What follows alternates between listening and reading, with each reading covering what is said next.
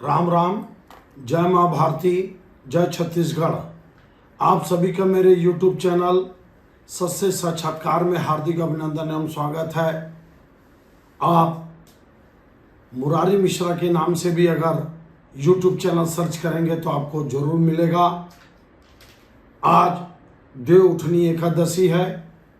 मैं छत्तीसगढ़ के सभी सनातनियों को और देश दुनिया के सभी सनातनियों को मैं देव उठनी एकादशी की ढेरों शुभकामनाएं एवं बधाई देता हूं और उम्मीद करता हूं कि आने वाला दिन हम सब सनातनियों के लिए बहुत शुभ रहेगा, समृद्धशाली रहेगा।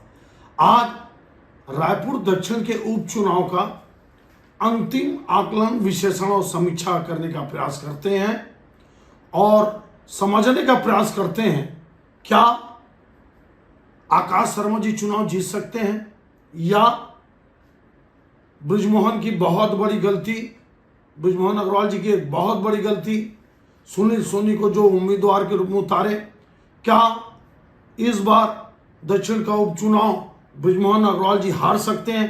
क्योंकि देखिए, मैं यहाँ पे भाजपा नहीं बोलता क्योंकि खुद भारतीय जनता पार्टी के बड़े बड़े नेता ये मान चुके हैं कि रायपुर दक्षिण बृजमोहन अग्रवाल का पट्टा है, बृजमोहन अग्रवाल का चेहरा है और बृजमोहन अग्रवाल का नाम है। रायपुर दक्षिण के लोग एक प्रकार से बृजमोहन अग्रवाल के या तो समर्थक हैं या चाहने वाले हैं या उनकी दास्ता को स्वीकार कर लिए हैं या उनकी गुलामी में पूरी तरह से अपने आप को ढाल लिए हैं। अब ये देखते हैं कि क्या कोई यहां पर कांचा चीना बनेगा या कोई दीनानाथ चौहान बनकर इस दक्षिण को क्या गुलामी की जंजीरों से तोड़ेगा या लोगों को आजाद कराएगा। समझने का प्रयास करते हैं। देखिए, आप प्रत्याशी आकाश शर्मा भारी हैं, बिल्कुल इसमें दो राय नहीं है। युवा है, 35 साल के हैं, यूथ कांग्रेस के अध्यक्ष रहे, एनएसवाई के अध्यक्ष रहे, सुंदरनगर के रहने वाले हैं। प्रत्याशी में आकाश शर्मा भारी है। चुनाव आकाश शर्मा शानदार लड़ रहे हैं। मतलब मैं आपको बता रहा हूं, मैं खुद रायपुर में छात्र राजनीति किया, आज भी मेरे जीवन संपर्क है।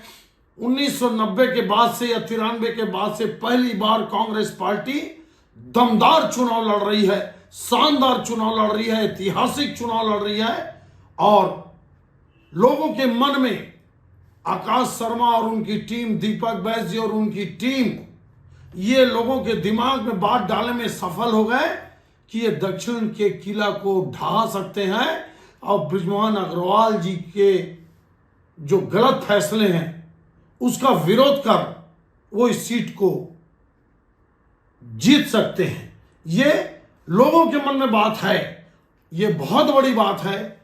जहां से आज से 8 महीना पहले 67,000 वोटों से बृजमोहन अग्रवाल जी चुनाव जीते थे, आज 8 महीने में ऐसी क्या परिस्थिति बन गई कि लोगों के मन में बात आने लगी कि परिवर्तन होना चाहिए और आकाश शर्मा को चुनाव जीतना चाहिए। वहीं दूसरी ओर भारतीय जनता पार्टी का ये गढ़ है। देखिए, आप किसी एक व्यक्ति का पट्टा नहीं होता। मैं पहले भी बोल चुका हूं, मेरा पुराना वीडियो देखना। ये हिंदुस्तान भारत माता का पट्टा है, ये छत्तीसगढ़ महतारी का पट्टा है, बृजमोहन अग्रवाल का पट्टा नहीं है। रायपुर दक्षिण के जनता का पट्टा है।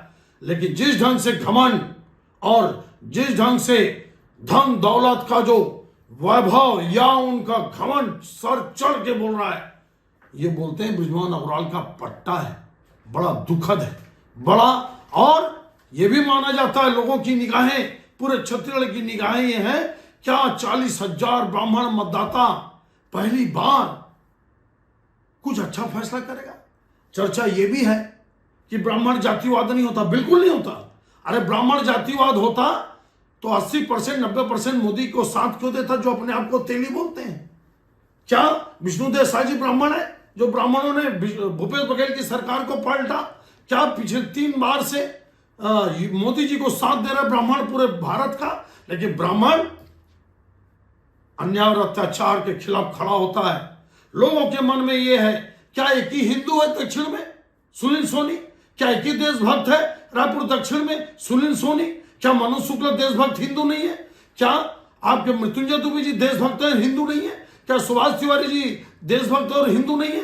क्या सरिता दुबे जी हिंदू और देशभक्त नहीं है? क्या मीनल चौबे जी, इतना बड़ा नाम, क्या वो देशभक्त हिंदू नहीं है? फिर बृजमोहन अग्रवाल ने सिंगल नाम क्यों दिया?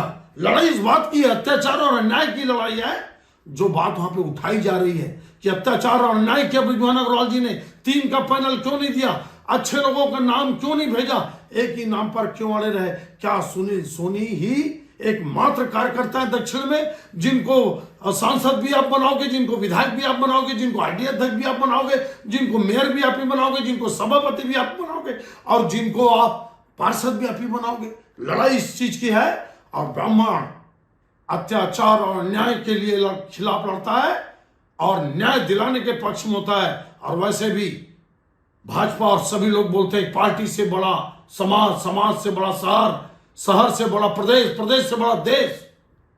और वैसे भी अगर ये चुनाव बृजमोहन अग्रवाल जी हारते हैं तो सिर्फ बृजमोहन अग्रवाल को नुकसान है, भाजपा को कोई नुकसान नहीं। भाजपा को कोई नुकसान नहीं है, न विष्णुदेव सरकार गिरेगी, न मोदी जी की सरकार गिरेगी, न हिंदुओं को नुकसान होगा। क्या आकाश शर्मा जी अगर चुनाव जीत गए तो क्या वो हिंदू का गला काट देंगे? क्या हिंदुओं का नाश कर देंगे? देखिए ये जो उपचुनाव है इसमें निश्चित रूप से भाजपा मजबूत है, बृजमोहन कमजोर है, सुनील सोनी कमजोर है, आकाश मजबूत है और कांग्रेस पार्टी पहली बार दमदारी से चुनाव लड़ रही है। और इस चुनाव का पूरा दारोमदार एक समय में 30-40 साल पहले जब पूरे रायपुर में अच्छा राजनीति होती थी और आज जो पैसे का खेल चला जा रहा है उसके खिलाफ क्या ब्राह्मण अन्याय अत्याचार के खिलाफ क्या पहली बार ब्राह्मण गरीबों को और अन्य लोगों को क्या न्याय दिलाने का काम करेगा? क्या युवा प्रत्याशी का साथ देगा? चाहे प्रत्याशी कोई भी हो, लेकिन एक ही चर्चा है कि बृजमोहन अग्रवाल ने सुनील सोनी को टिकट दिलाकर गलत किया और पूरी दादागिरी और पूरा दबाव से उन्होंने टिकट दिलाया। अब ये देखते हैं कि क्या होता है। सीट निश्चित रूप से रायपुर दक्षिण में भाजपा बहुत मजबूत है और कांग्रेस की गलतियों के कारण वहां पर भाजपा मजबूत हुई। बहुत सारे कारण हैं जिसकी मैं चर्चा करूंगा, लेकिन मेरे को ये लगता है कि एक तरफा चुनाव नहीं है, जोरदार फाइट है। बृजमोहन अग्रवाल जी जैसा हमेशा चुनाव लड़ते हैं, 40-50 लोगों को निर्दलीय खड़ा करना, वोटों को बांटना, वोटों को काटना, और यह भी उनके पर आरोप लगता है कि मुस्लिम समाज के लोगों में एक दिन पहले पैसा देकर स्याही लगाकर उनको वोट डालने ना देना। और बाकी तो आप सब जानते हैं, कोई बड़ी उपलब्धि नहीं बृजमोहन अग्रवाल जी का। झूठ, वही रमेश बस बोलते इस काम को मैं किया, वही बृजमोहन अग्रवाल जी बोलते इस काम को मैं किया, वही काम को सुनील सोनी जी बोलते मैं वही किया, फिर वही काम को बोलते हैं कि ये मैं किया। एक ही काम के दावेदार 10-10-20 लोग हैं।